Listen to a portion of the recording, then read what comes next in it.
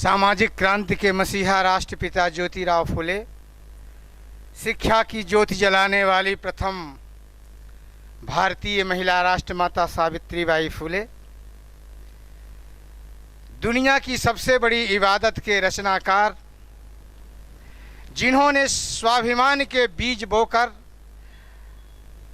हमारे खून में स्वाभिमान के बीज बोकर हमारी भुजाओं को शक्तिशाली बनाते हुए अन्याय के विरुद्ध लड़ने की ताकत दी। ऐसे महानायक, सिंबल ऑफ नॉलेज, ज्ञान के प्रतीक कहे जाने वाले बाबा साहब डॉक्टर भीमराव अंबेडकर को नमन करते हुए तमाम सारे महापुरुषों को बिरसा साहब की धरती से उन्हें भी प्रणाम करते हुए आज के इस कार्यक्रम में उपस्थित सभी जनसमूह को मेरी तरफ से, जैसा कि अभी हमारे संचालक जी ने बताया कि इस मंच में फूल मालाओं का कोई स्थान नहीं है, तो मैं अपनी अभिव्यक्ति से, अपनी वाणी से इन दो पंक्तियों में आप सबका स्वागत करता हूं, महापुरुषों से लेकर के अंतिम छोर तक खड़े हुए व्यक्ति का, कि जहमत उठा के आप ये जो तशरीफ़ लाए हैं, जहमत उठा के आप ये जो तशरीफ़ लाए हैं, आपके स्वागत में,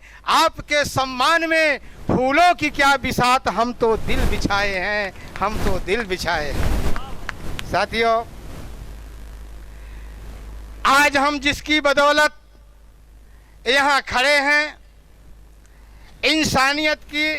इंसानियत का दर्जा प्राप्त करके उस महामानव के लिए ये दो पंक्तियाँ, कि हिमालय की बुलंदी भी तेरा सानी नहीं रखती, हिमालय की बुलंदी भी तेरा सानी नहीं रखती, तेरे आगे सितारों की चमक मायने नहीं रखती, विमल गंगा की लहरों से भी निर्मल ज्ञान था तेरा, कि ये भारत की जमीन तुझ सा ज्ञानी नहीं रखती, तुझ सा ज्ञानी नहीं रखती। साथियों,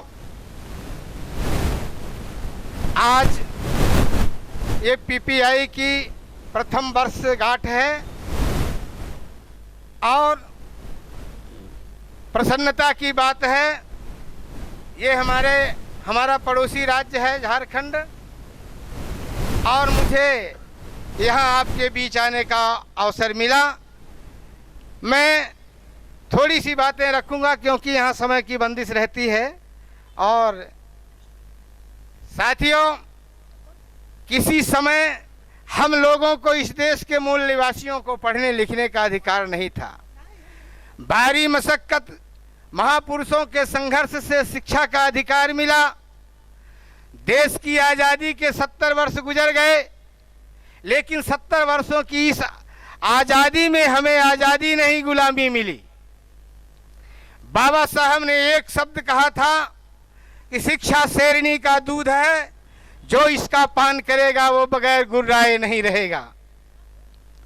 दुश्मन ने बड़े साजिश के तहत संविधान की बदौलत डायरेक्ट तो रोक नहीं सकते, हाथ अंगूठा काट नहीं सकते, गर्दन काट नहीं सकते, तो बड़ी चालाकी से संविधान का पालन न करते हुए 70 वर्षों से शिक्षा की रीढ़ को तोड़ दिया।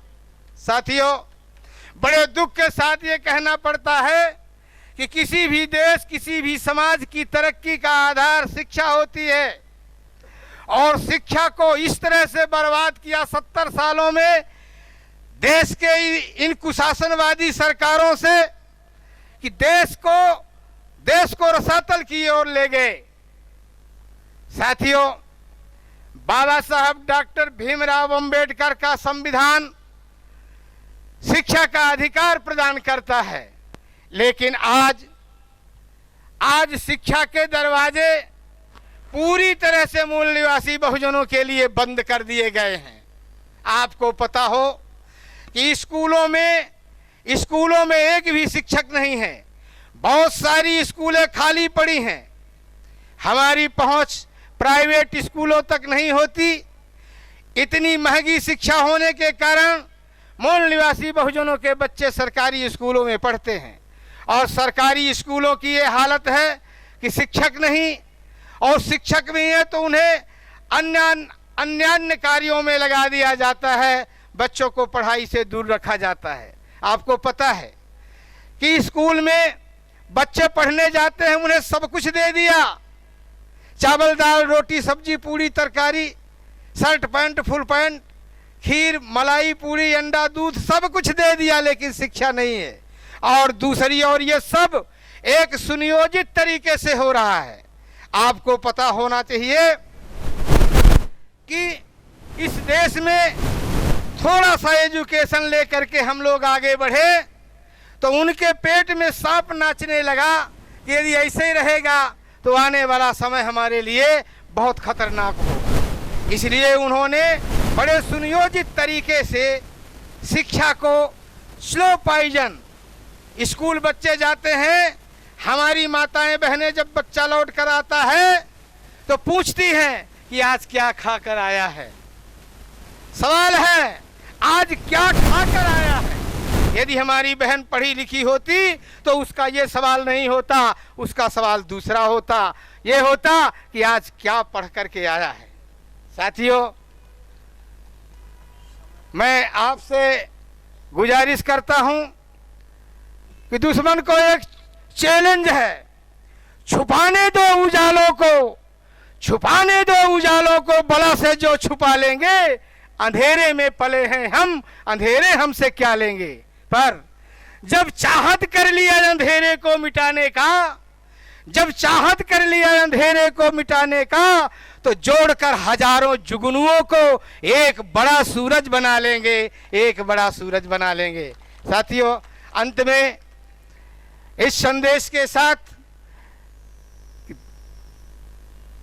दुश्मन की सोच से, दुश्मन की प्लान से आज सारा मुल्क जल रहा है, ये मूल निवासी समाज जल रहा है।